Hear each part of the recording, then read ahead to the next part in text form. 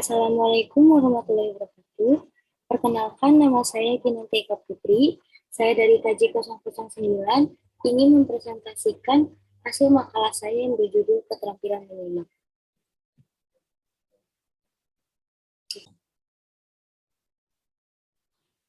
Yang pertama adalah latar belakang dari makalah saya, yaitu menyimak adalah salah satu kegiatan berbahasa yang sangat penting.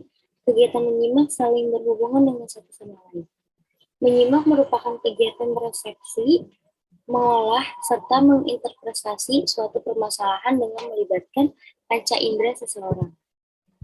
Lalu menurut Tarigan tahun 1993, menyimak adalah suatu proses kegiatan mendengarkan lambang-lambang lisan dengan penuh perhatian, pemahaman, argumentasi, serta menginterpretasi untuk memperoleh informasi, menangkap, serta memahami makna komunikasi yang disampaikan oleh si pembicara melalui ucapan atau bahasa lisan.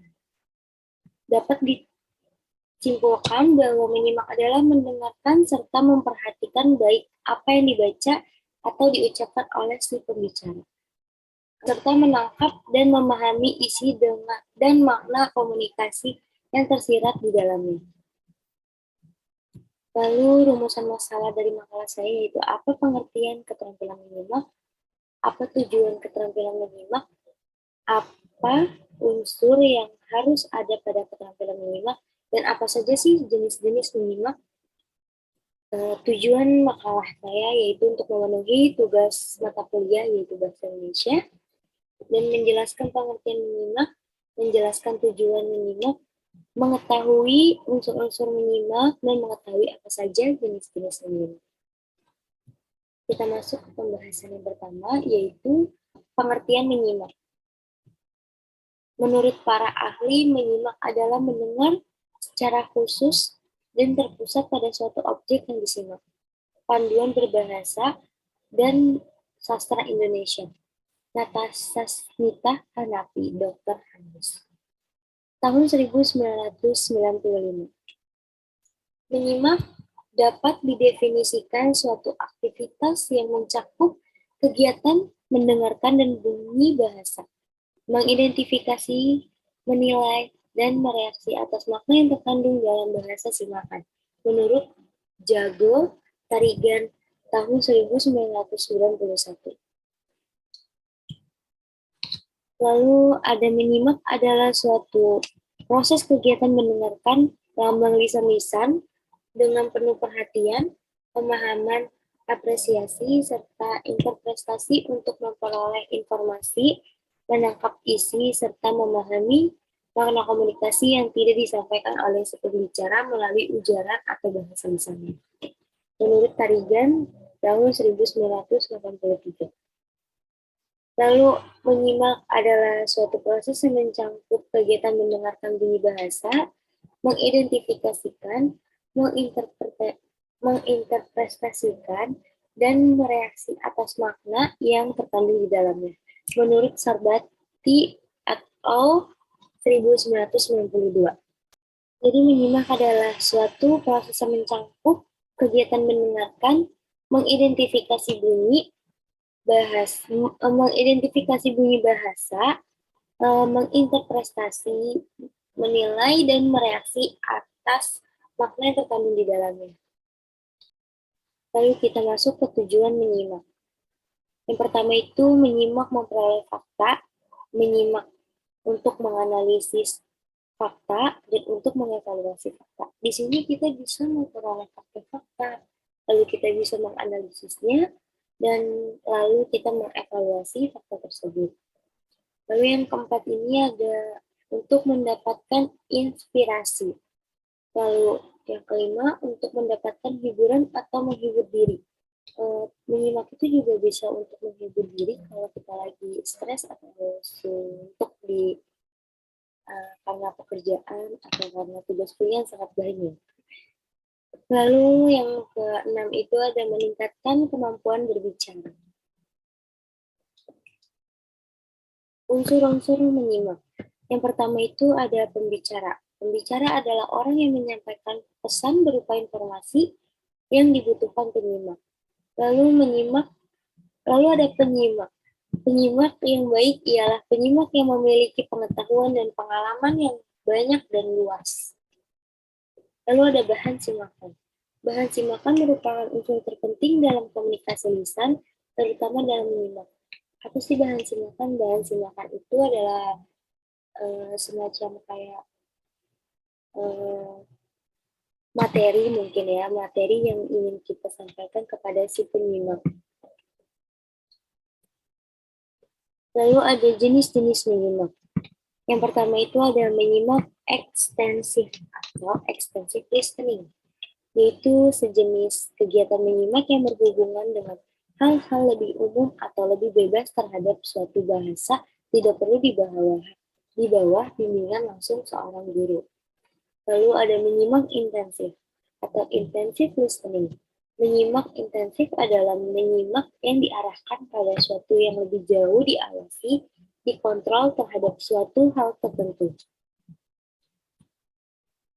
Lalu yang ketiga ada menyimak sosial atau social listening, atau menyimak konversasional atau conversational listening, ataupun menyimak sopan, courteous listening. Biasanya langsung dalam situasi sosial tempat orang mengobrol mengenai hal-hal menarik, perhatian semua orang yang saling dikatakan oleh si rekan tersebut.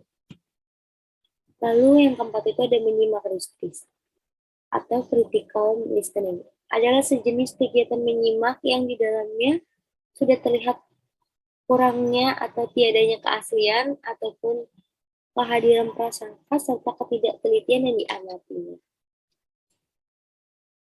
Yang kelima itu ada menyimak konsentratif atau concentrative listening. Sering juga disebut sebagai study type listening atau menyimak yang merupakan jenis setelah.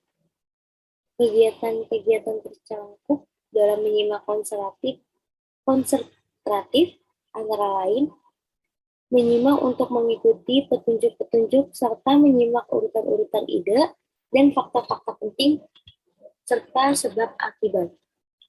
Lalu yang keenam ada menyimak kreatif. Kreatif listening adalah jenis menyimak yang mengakibatkan dalam bentuk atau rekonstruksi seorang anak serta imajinatif, kesenangan akan bunyi, visual atau penglihatan, gerakan, gestur, lalu serta perasaan-perasaan kinestetik yang disarankan oleh apa yang didengarnya. Lalu yang ketujuh itu ada menyimak interrogatif atau interrogative listening.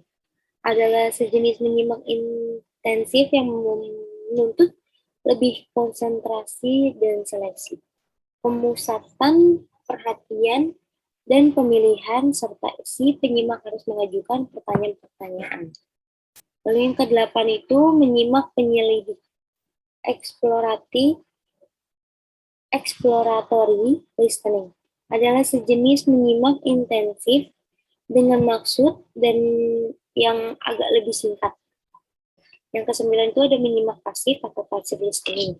Adalah penyerapan suatu bahasa tanpa upaya sadar yang bisa menandai upaya-upaya kita saat belajar meneliti, belajar tergesa-gesa, lalu menghafal di luar kepala, berlatih, serta menguasai suatu bahasa. Lalu yang ke-10 itu ada menyimak selektif. Selective listening.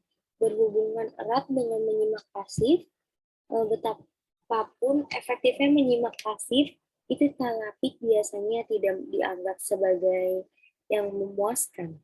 Lalu ada menyimak sekunder atau secondary listening, yaitu sejenis kegiatan menyimak secara kebetulan dan secara ekstensif, casual listening dan extensive listening. Misalnya kayak kita menyimak pada musik yang mengiringi tarian-tarian rakyat, yang terdengar secara sayup-sayup sementara kita menulis pada teman di rumah atau menikmati serta berpartisipasi dalam kegiatan tertentu di sekolah seperti menulis, lalu pekerjaan dengan tanah liat, Lalu pekerjaan tangan dengan tanah liat, membuat sketsa dan latihan menulis dengan tangan sedikit mencakup dua hal, yaitu perkataan menyimak secara sopan santun dengan penuh perhatian percakapan ataupun konversasi dalam situasi-situasi sosial dengan suatu maksud.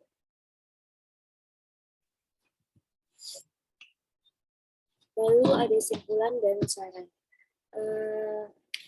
Simpulan dari makalah saya ini yaitu menyimak adalah suatu proses yang mencakup kegiatan mendengarkan, mengidentifikasi bunyi bahasa, menginterpretasi, lalu menilai dan bereaksi atas makna yang terkandung di dalamnya. Untuk mencapai hasil yang lebih maksimal, diperlukan kemampuan menunjang menyimak. Lalu, adapun tujuan dari menyimak adalah untuk menangkap dan memahami pesan, ide, serta gagasan yang tersirat dalam bahan yang disimak. Lalu ada saran. Dalam pembahasan ini membahas keterampilan menyimak, tapi dalam pembahasan sangat erat kaitnya antara keterampilan yang satu dengan yang lainnya. Maka kita harus tingkatkan dan mempelajari keterampilan-keterampilan tersebut, diantaranya keterampilan membaca, keterampilan berbicara, dan keterampilan menyimak, serta keterampilan menulis supaya lebih efisien dan efektif. Sekian dari presentasi saya. Mohon maaf jika ada kurang-kurang kata atau kesalahan. Mohon dimaafkan. Wassalamualaikum warahmatullahi wabarakatuh.